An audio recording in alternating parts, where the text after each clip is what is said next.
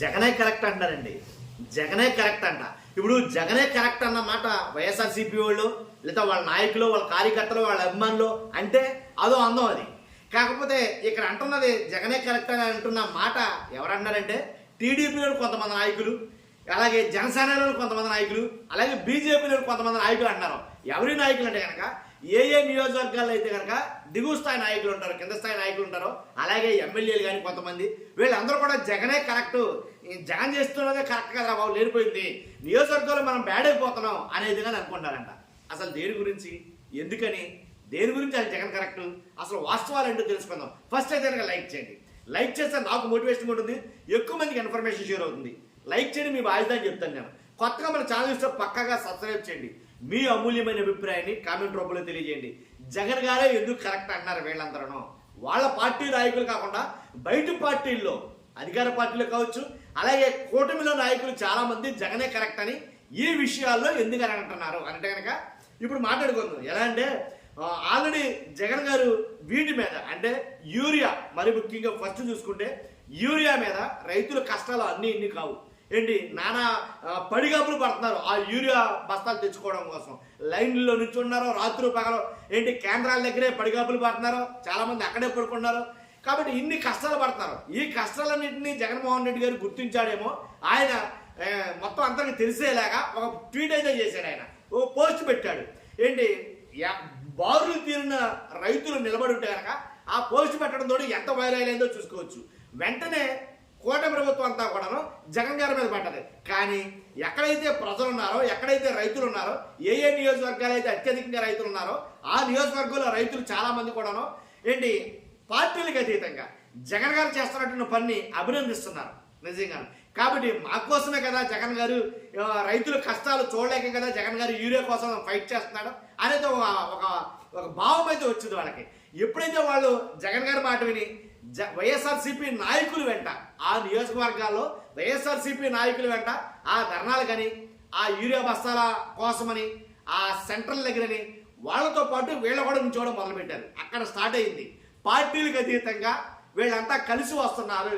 అందుకనే చాలామంది నియోజకవర్గాల్లో ఏం మాట్లాడుకున్నారంటే కనుక, వాళ్ళు మాట్లాడుకునే మొదటి మాట ఏంటంటే కనుక, ఏదేమైనా వైఎస్ఆర్సీపీ లేకపోతే కనుక మనకు యూరియా బస్తాలు దొరకవు, మనకి యూరియా కష్టాలు తప్పో అని వాళ్ళు మాట్లాడుకోవడం చాలా విడ్డూరంగా కనిపిస్తుంది.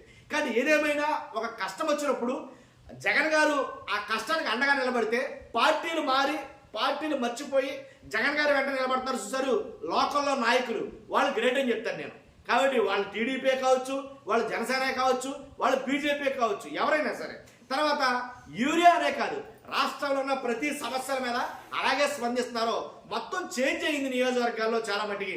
కాబట్టి ఎమ్మెల్యేలు ఏమనుకుంటారు, స్థానిక ఎమ్మెల్యేలు అంటే కనుక మనకు కూడా ఉండాల్సిన చాలా మంది నాయకులు అటువైపుకి వెళ్తున్నారు. కాబట్టి మనం కూడా ఆ మాటే మాట్లాడాలా. ఏమని, యూరియా దొరకట్లేదు, యూరియా అందట్లేదు, యూరియా విషయంలో నిజంగా కష్టాలు ఉన్నాయి ఏంటి, పైన చంద్రబాబు నాయుడు గారు అలా మాట్లాడతారు కానీ యూరియా విషయంలో కష్టాలు ఉన్నాయి, ఇది వాస్తవం, కళ్ళకు కట్టేది కనబడుతున్నాయి అని వాళ్ళ నియోజకవర్గంలో వాళ్ళ నాయకుల ముందు వాళ్ళు ఒప్పుకోవాల్సిన పరిస్థితులకు వచ్చారు.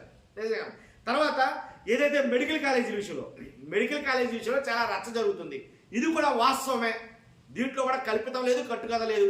యూరియా కష్టాలు ఎంత వాస్తవమో మెడికల్ కాలేజీలు ప్రైవేట్ చేసేస్తారు అన్న మాట అంతే వాస్తవం. ఇప్పుడు ప్రైవేట్ చేసేస్తారంటే చాలా మంది ఒప్పుకోవడం, విద్యార్థులు చాలా మంది పార్టీలకు అతీతంగా, అలాగే విద్యార్థి నాయకులు కానీ, అలాగే పార్టీలకు అతీతంగా కొన్ని పార్టీలు కానీ, జాతీయ పార్టీలు కావచ్చు, రాష్ట్ర పార్టీలు కావచ్చు, బీజేపీ కూడా దీనికి ఏదేమైనా కూటమి అవలంబిస్తున్న చంద్రబాబు నాయుడు గారు అవలంబిస్తున్న విధానం తప్పు అని అంటున్నారు పరోక్షంగా. అలాగే కాంగ్రెస్ నుంచి ఫర్ ఎగ్జాంపుల్ తులసిరెడ్డి గారు ఏంటి, కాంగ్రెస్ తరపు నుంచి పులివెందుల రామ్మాన్యాన్ని చూపిస్తానని ఏదో హోమ్ మినిస్టర్తో సైతం ఛాలెంజ్ చేసేసాడు ఆయన. పులివెందుల్లో కాలేజీ ఉంది, కాలేజీలో క్లాసులు స్టార్ట్ అయిన తర్వాత బ్యాచ్ ఆల్రెడీ అయ్యింది అనేది కనుక చెప్పడానికి ఆయన సంసిద్ధంగా ఉన్నాడు. అవసరమైతే రండి నేను చూపిస్తాను అంటాడు ఆయన. అంటే కాంగ్రెస్ పార్టీ కానీ, బీజేపీ పార్టీ కానీ, ఇలా కొన్ని పార్టీలు జగన్మోహన్ రెడ్డి గారు కూడా కలిసి వస్తున్నాయి కొన్ని విషయాల మీద. ఈ మెడికల్ కాలేజీలు అంటే ప్రైవేట్ పరం చేస్తే చాలా నష్టం వస్తుంది. వాళ్ళు ఏళ్ళు అంటాం ఏంటంటే, మెడికల్ కాలేజీలు ప్రైవేట్ చేస్తే, ఏదైనా ప్రైవేట్ చేస్తే లాభమా నష్టమా? ఇప్పుడు ప్రభుత్వం తరపున బెటరా, ప్రైవేట్ కాలేజీ బెటరా? అదే ప్రభుత్వ కాలేజీ అనుకో ఏ 15,000 16,000 సీట్ వచ్చేస్తుంది కదా. అదే ప్రైవేట్ కాలేజీ అయితే అలా వస్తుందా?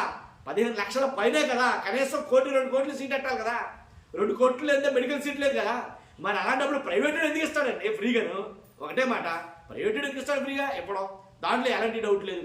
కాబట్టే ఆ నియోజకవర్గాల్లో పార్టీలకు అతీతంగా వేరే పార్టీలు అంటే TDP party, Janasena party, BJP party, ఈ పార్టీల నుంచి కాంగ్రెస్ పార్టీ, అలాగే సిపిఎం, సిపిఐ, ఈ పార్టీల నుంచి ఏంటి వైఎస్ఆర్సీపీతో కలిసి వస్తున్నారు, వాళ్ళతో పాటు నడుస్తున్నారు వీళ్ళు. అబ్జర్వ్ చేస్తారు చాలా మటుకు నియోజకవర్గాలు ఇది ఒక పెద్ద చర్చగా మారింది ఇప్పుడు. కాబట్టి ఇది అలా అలా అలా ఈ సెగ ఎమ్మెల్యేల నుంచి మంత్రుల దాకా తాకింది. కానీ నియోజకవర్గంలో ఉండే ఎమ్మెల్యేలు మాట్లాడుకునే మాట ఏంటంటే మన కూడా తిరిగే నాయకులు కూడా యూరియా అనేది యూరియా తరపున ఫైట్ చేస్తున్నారు, వాళ్ళు కూడా వెళ్తున్నారా అని మాట్లాడుకుంటున్నారు. కాబట్టి దీన్ని బట్టి మనకి ఏమర్థమవుతుంది, ఖచ్చితంగా జగన్ గారు చేసే పని మంచి పని. యూరియా కష్టాలు ఉన్నాయి వాస్తవంగా రాష్ట్రంలో, దీన్ని మసిపూసి మారేడుగా చేయాలనుకోవడం కరెక్ట్ కాదు. యూరియా కష్టాలు ఉన్నాయి కాబట్టి ప్రజలు రోడ్ల మీదకి వస్తున్నారు, వాళ్ళ రోడ్ల మీదకి వస్తారు కాబట్టి వాళ్ళకి సంఘీభావంగా వైఎస్ఆర్సీపీ అండగా ఉంటుంది. వైఎస్ఆర్సీపీ అండగా ఉంటుంది కాబట్టి మనం వెళ్ళకపోతే చి అని ఉమ్ముతారు, అర్థమైందిగా. కాబట్టే అలా అనుకునే నాయకులు ఖచ్చితంగా ఏంటి వైఎస్ఆర్సీపీ తరపున తిరుగుతున్నారు, పార్టీలకు అతీతంగా చాలా పార్టీలు. కాబట్టి ఇది ఇలాగే ఉంటే కనుక రాబోయే సమస్యల మీద కూడా ఇలాగే ఉంటే కనుక ఖచ్చితంగా చాలా ఇబ్బందులు అయితే కనుక కూటమి ఎదుర్కోవాల్సి వస్తుంది. ఇదైతే నేను డామ్ షూర్గా చెప్పాను.